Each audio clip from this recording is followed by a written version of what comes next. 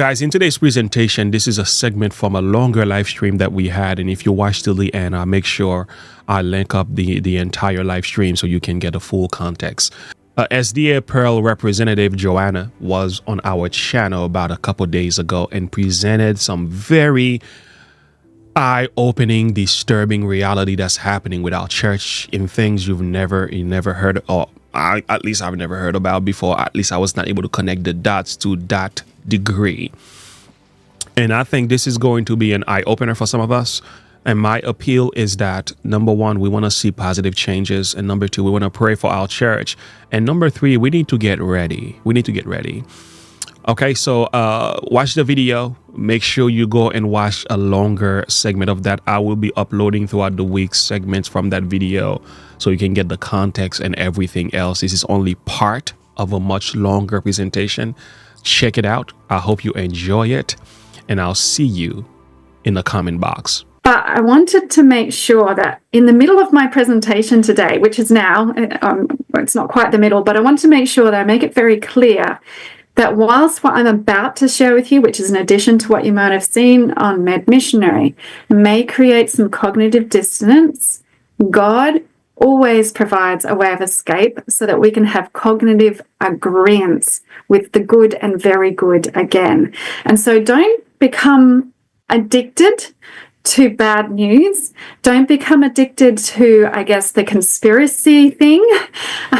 Become addicted to Christ, because he has the solution to this whole issue. So I'm going to share a few issues that really revolve around these core problems. We as a people, and it's not just Adventism, I've actually got another presentation that looks at what we have done in Adventist Church is replicated across all major denominations. But we have, as a church, accepted an alternative source of truth, and that's peer-reviewed science. We have not remained with the sola scriptura movement of the Protestant Reformation.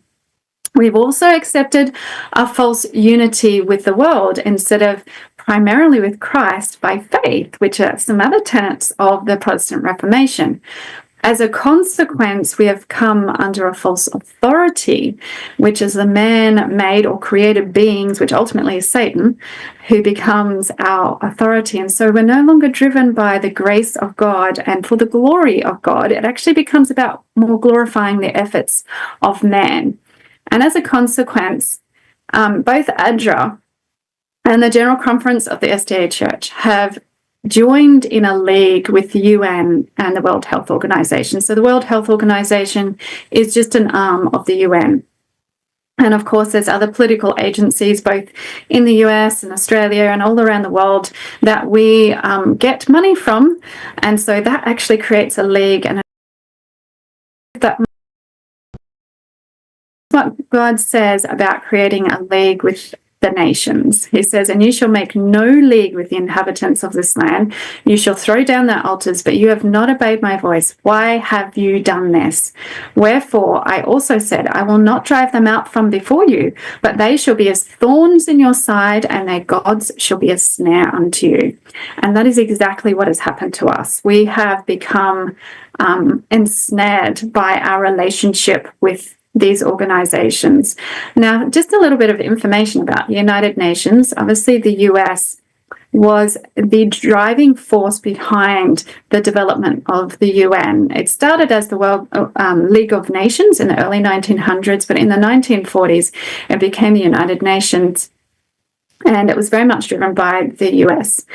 But these are the 5 permanent members of the of the UN. So you've got China, France, Russia, United Kingdom, and obviously the United States. And it's interesting how the UN works. There's 1 vote per member. So there's there's I think it's 15 or 18 other members, but they go on rotational basis. So they have terms. The 5 permanent members are always there. So they have 1 vote per country, member state. But the permanent 5 have a special veto privilege power. So even if the majority of the UN Council votes to to do some sort of resolution, one of those 5 permanent members can veto it. So obviously, if the US sees that 99% of all the other member states want X to happen, but they don't, they can veto it and it doesn't. So that's the power that these member states, these permanent member states, have.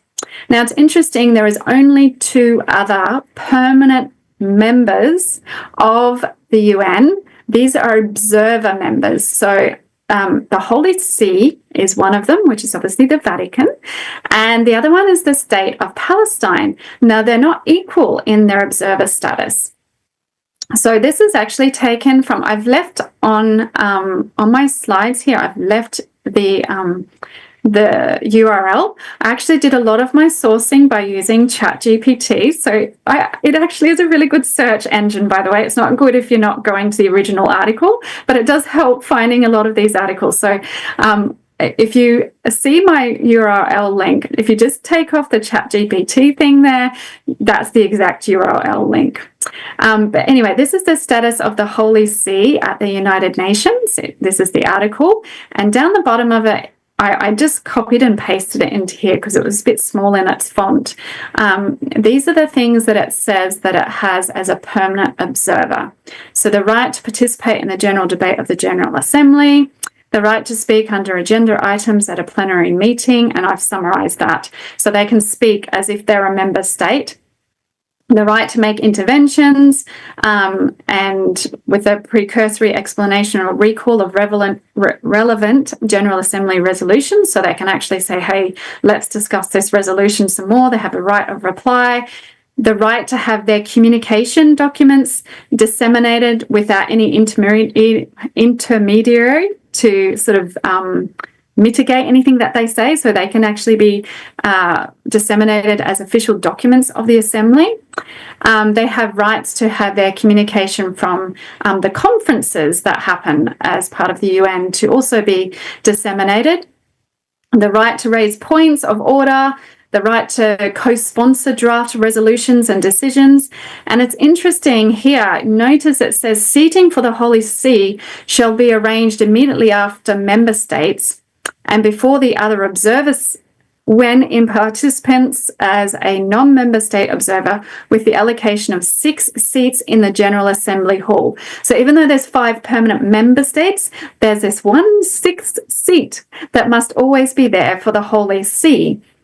And the only thing that they don't have the ability to do that is different from the permanent member states is the right to vote or put forward candidates in the General Assembly. But everything else they can participate in. The Palestine, which is the only other permanent observer, does not have a right to submit a proposal, amendments, introduce them, the right of reply, the right to raise procedural motions, or include points of order and requests to put proposals to the vote. So notice that even though they both have the same name given to them, they do not have the same power. So essentially, if you really want to say who is in charge of the UN, it's those 5 member states plus the Holy See. And so when we look at uniting with an organization like that, it is actually very troubling because we are, we've been very good at making sure that it's very clear that we aren't participants in the World Council of Churches, but the UN is an ecumenical movement and we are participating members of that ecumenical movement. Now, I shared this on the Med Missionary presentation, but my slides didn't work so well on there because it wasn't recognizing PowerPoint. So I just want to reiterate this. This is what, when the GC in May 1985 signed up to be an NGO of the United Nations, they had to actually agree to this particular document. It's found on the UN website, and I've got, it's the digital library of the UN. That's the link there if anyone wants to look it up. It's called Arrangements for Consultation with Non-Government Organisations. That's the document. And this is the bit that, if you go back, this bit that I'm just going to show you is just down the bottom here, but I've just enlarged it so you can read it.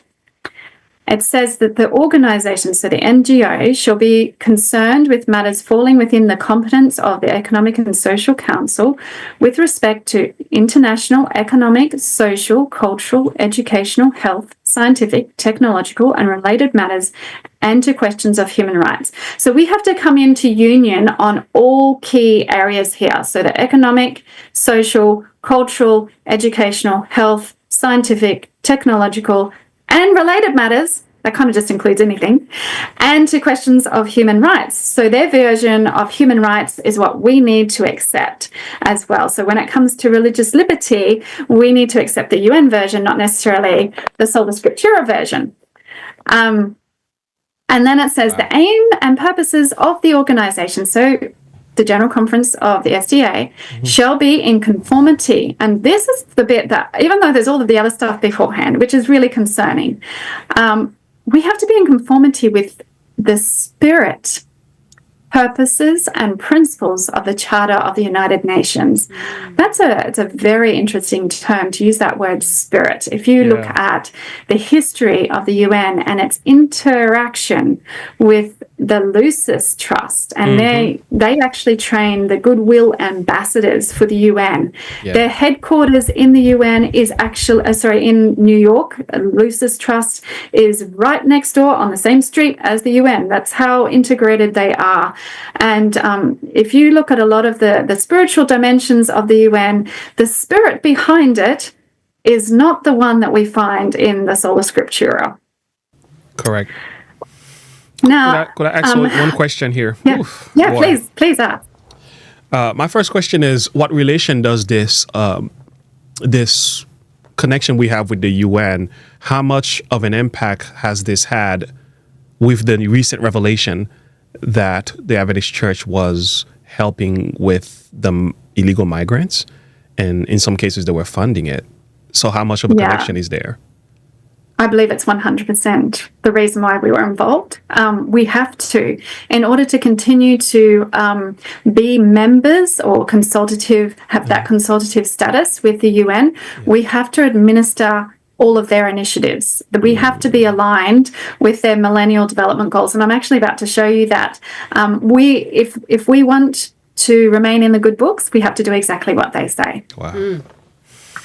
Now, just to help you understand, there is a document that was released after the Vatican II Council. This is taken from the California Catholic Conference, which is obviously a Catholic website, and they confirm this. They say, I'm not even going to say how the word that it's said, hope and joy, apparently, is what it's meant to be translated as, was issued when the Second Vatican Council ended in 1965. The document summarizes the council and gives an outline of the Church's social teachings in a changing world. And so if you go to the Vatican website, you can find this document. There it is there. That's the top of the document. It's a very long document. You kind of have to scroll through a lot of stuff to really try and figure out what their agenda is. Primarily, it's all about unification of the world. But this was the statement that I just went, oh, wow, that's really insightful. Like, in the scheme of what we've been through over the last few years, may the faithful, therefore, live in very close union with the other men of their time, and may they strive to understand perfectly their way of thinking and judging as expressed in their culture.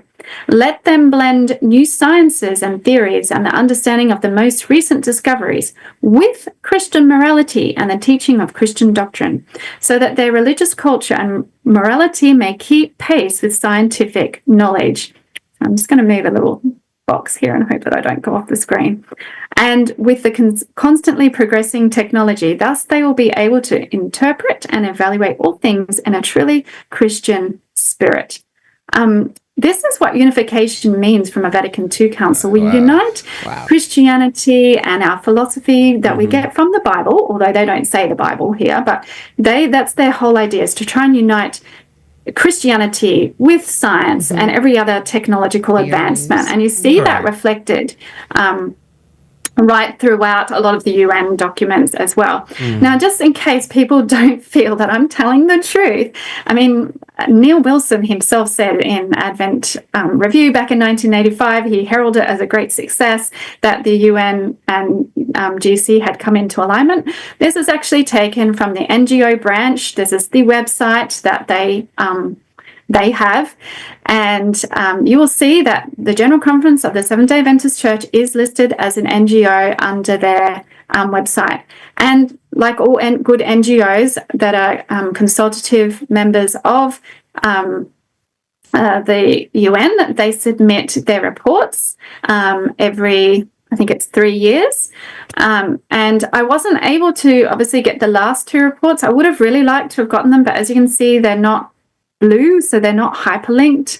I'm curious to know why, but anyway, I just had a look at the last one that you could have a look at, and that's this one. This is their report. Now, these ones are actually summary reports. You don't actually get full access to their full report. It's only a summary report.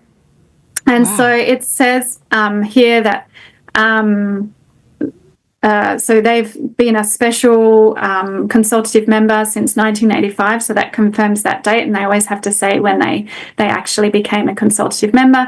But this goes through all of the different things, the aims and purposes of what we do, our numbers, how much we have as our membership, and our educational institutions. So just make sure we reveal everything that we've got going on to the UN. Contribution of the organization to the work of the United Nations. So we have to confirm that we have contributed to the work of the United Nations, that we've also participated in all the meetings of the United Nations, and we need to make sure that we cooperate with United Nations bodies. So not just the UN, but anything that's associated with the UN as well. So there's a whole bunch of other things, not just the World Health Organization, but there's UNESCO, and I can't remember all the different acronyms, but there are so many different bodies that are associated with the UN that come under the umbrella of the UN. And so they give a report on how they are actually, being faithful in their duty as an NGO. And so I've made this a bit bigger so that you can read it, because it was a bit small on the screen. This is obviously the same section, cooperation with United Nations bodies. And so it says, the Office of the General Conference of the Seventh-day Adventists disseminates materials from the United Nations through the communication channels. And then it goes on to say, at the United Nations Liaison Office. It provides information on items of concern and research documentation to the United Nations. And then, sorry, I accidentally drew over this D here, but initiatives taken by the organization in support of the Millennium Development Goals. The General Conference of the Seventh-day Adventists actively affirms, develops, and educates on the principles of religious liberty and freedom of conscience enshrined in the United Nations documents. And it goes on to talk about that particular thing. Okay. But then it also... Millennium Development Goals, does that have any relationship with the 2030 initiatives? Yes. Oh, yes. stop. Yes, that's correct. Oh, boy. Yes. So we are helping the UN to work towards the Agenda 2030 agenda, being very faithful in that, and that's why we actually give reports. Now, once again, this is a summary report, so we don't actually know everything that the General Conference does in order to align themselves with the dictates of the UN. So there is likely to be other things in there, but... But there's the climate change agenda, and there is also a call for Sunday green Sabbath, kind of. We know it's an appeal for Sunday, so the UN is backing that up. So for us to be connected with that, in essence, we are helping. We are helping in the enforcement of the mark of these. Exactly. And this is the biggest concern, that we're actually going to be involved in taking away people's religious liberty. So ADRA, in order for it to be a humanitarian agency under UN, it actually has to sign off on a code of conduct, which I didn't put that into here because I thought I was specifically just focused on the GC and its involvement with UN. It didn't actually sign off on a code of conduct, but to be an NGO, it is actually under this branch of the UN, the Office for the Coordination of Humanitarian Affairs, and it has on its website, it has these principles. This is a document downloaded from their website. which define how it needs to operate. So it has to operate with neutrality. Humanitarian actors must not take sides in hostilities, which is a good thing, or engage in controversies of a political, racial, religious, or ideological nature. And so from that perspective, but the General Conference of the Seventh-day Adventist Church as an NGO of the UN cannot be engaged in anything that could be seen as hostile from a religious perspective. Now, we know that some of the things that we believe are hostile. So that also means we cannot evangelize. Well, that's what I was going to say. You can't. That means you can't share the gospel. Well, you can't use the Bible as a foundation for any reason that you make a decision. That's basically what that's saying, right? That cancels out the sola scriptura.